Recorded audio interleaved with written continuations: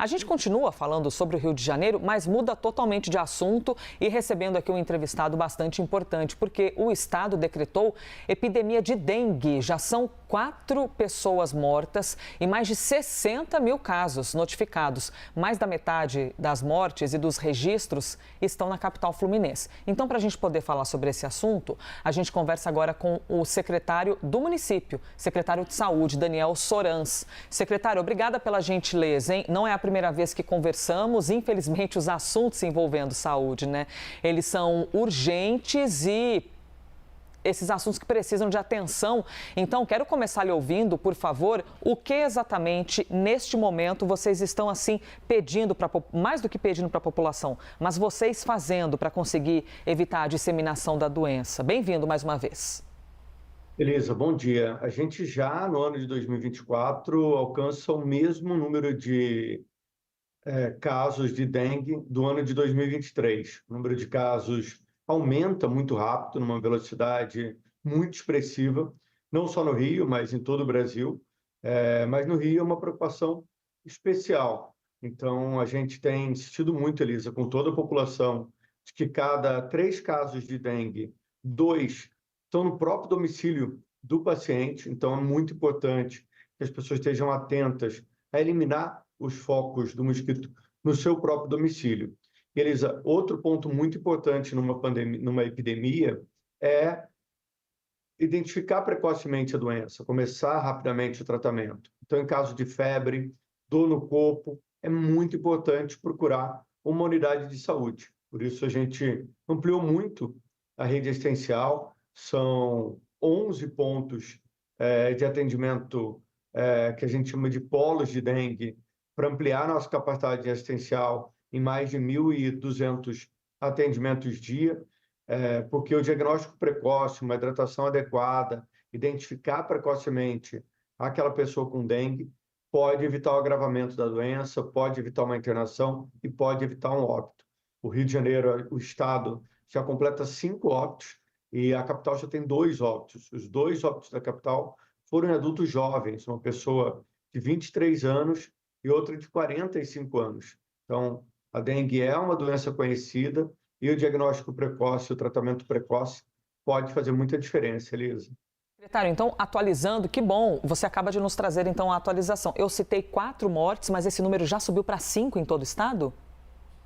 Já subiu sim, Elisa, infelizmente. O governador Cláudio Castro, também acompanhando a capital, decretou estado de emergência, constata uma epidemia no estado do Rio de Janeiro, mais um dos estados da federação a já se colocar em alerta.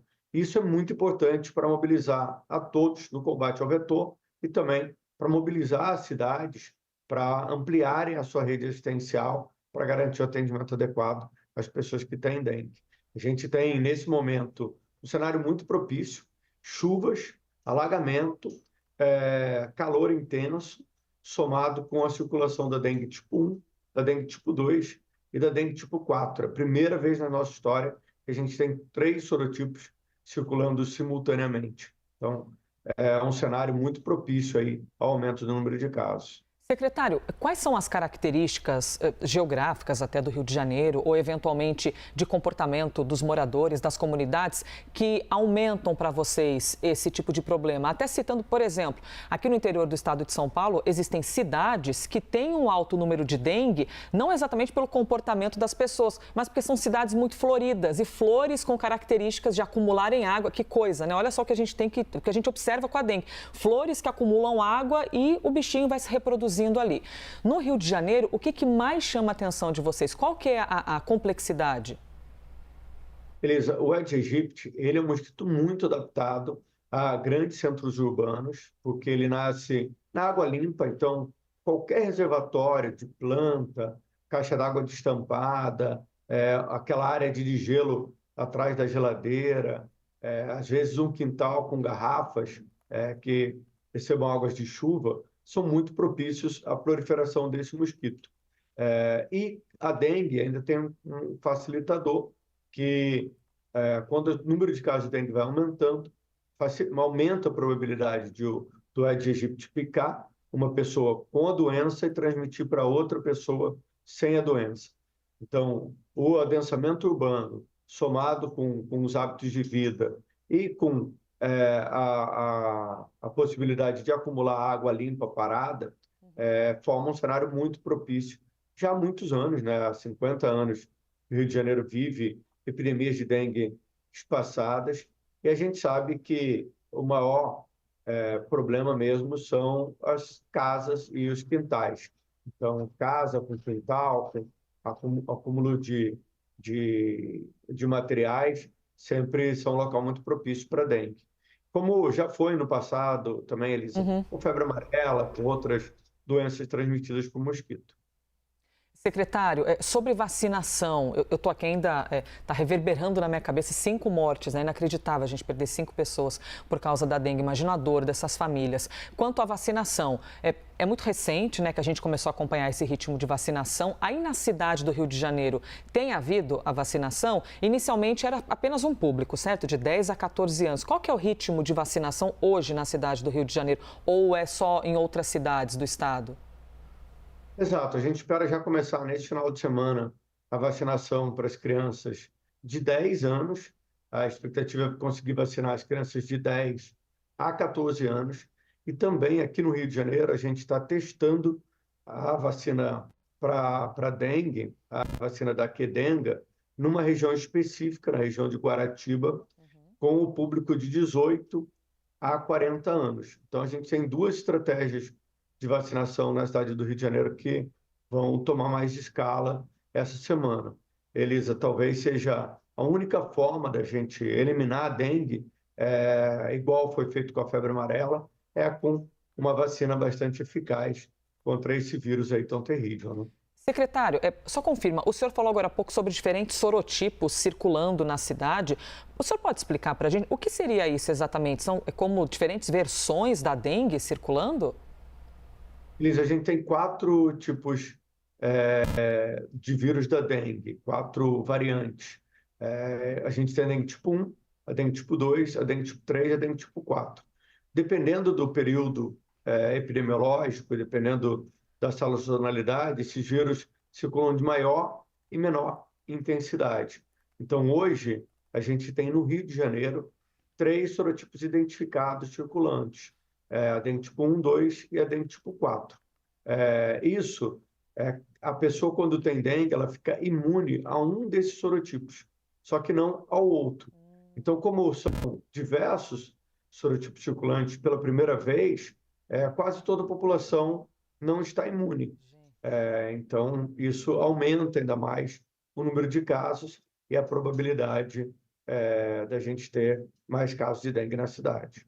Nossa, que agonia, que nem durante a pandemia a gente viveu isso, né? Ah, será que a vacina vai conseguir conter todos os tipos? Aí tem uma cepa diferente, não tem? Então o secretário atualizando para a gente que são 3 tipos diferentes, vou chamar de versões, né, da doença, circulando na cidade do Rio de Janeiro, que aumenta ainda mais a gravidade. Pedro Duran também está aqui, secretário, para fazer-te uma pergunta. Tudo bem, secretário? Bom dia.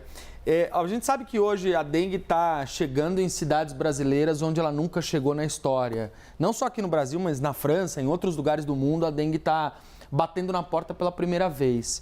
E por falar em bater na porta, no Rio de Janeiro, vocês não só estão batendo nas portas para poder conscientizar as pessoas, mas estão entrando nas casas onde há risco de algum tipo de criador do mosquito. Da última vez que a gente falava, o senhor dizia em 180 casas que já tiveram entrada forçada pela Prefeitura do Rio de Janeiro. Queria que o senhor explicasse como é que tem sido esse movimento, não sei se esse número atualizou, e como é que funciona quando um agente entra dessa forma na casa de uma pessoa, que tipo de foco ele observa, é a piscina, é alguma coisa relacionada ao jardim? Como é que é feito esse trabalho? Pedro, é isso mesmo, né? Com as mudanças climáticas, com o aumento das ondas de calor, a gente vê um aumento de número de casos em locais em que a gente não tinha tantos casos de dengue. Você pode ver alguns estados brasileiros, algumas cidades que historicamente não tinham dengue, começam a ter. E a gente, aqui no Rio, infelizmente, ainda tem pessoas que não se importam e que deixam acumular focos de mosquito em áreas de difícil acesso, em casas fechadas, em casas abandonadas. Então, por isso, Pedro, o prefeito Eduardo Paes fez um decreto que autoriza a Secretaria de Saúde a entrar compulsoriamente em domicílios que não permitam a entrada do agente de vigilância em saúde. Então, recentemente, a gente fez uma inspeção num domicílio que tinha mais de 200 focos de dengue espalhados na mesma casa, no mesmo domicílio, em que o agente não conseguia entrar.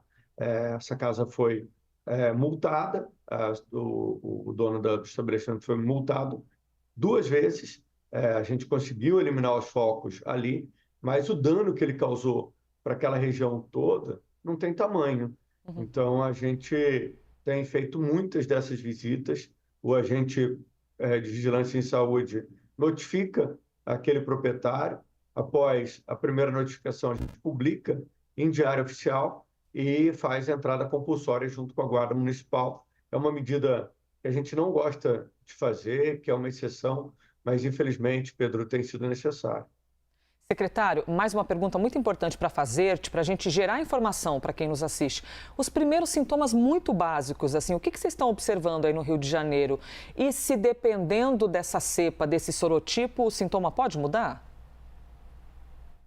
Elisa, os sintomas é praticamente igual, ela pode variar um pouquinho de pessoa para pessoa, mas a febre é um sintoma principal. Ela está presente em quase todos os casos de dengue, em mais de 98%.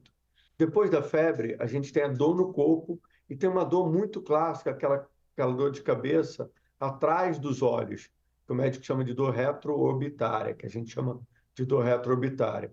Também pode estar acompanhado de manchas vermelhas pelo corpo e dor abdominal. A dor abdominal é um sintoma de muita gravidade, como o sangramento de mucosa, sangramento da boca, do nariz. Isso é um sintoma de maior gravidade ainda, e isso indica que a pessoa tem que procurar imediatamente uma unidade de saúde. Então, Elisa, nossa recomendação teve febre, dor no corpo, procura uma unidade de saúde para realizar um hemograma, para verificar se de fato é dengue mesmo, e começar a hidratação. Pode ser oral, que pode ser venosa, ou até mesmo pode ser necessário uma internação para fazer essa hidratação de maneira adequada. Daniel Soran, secretário municipal de saúde do Rio de Janeiro. Secretário, muito obrigada pela gentileza das informações e os alertas também. Obrigada. Beleza, Pedro, é um prazer estar com vocês aqui na CNN. Um abraço. Obrigada. Bom trabalho no Rio de Janeiro. Portanto, atualizada a informação pelo secretário, 5 mortes no Rio de Janeiro somente neste ano por causa da dengue.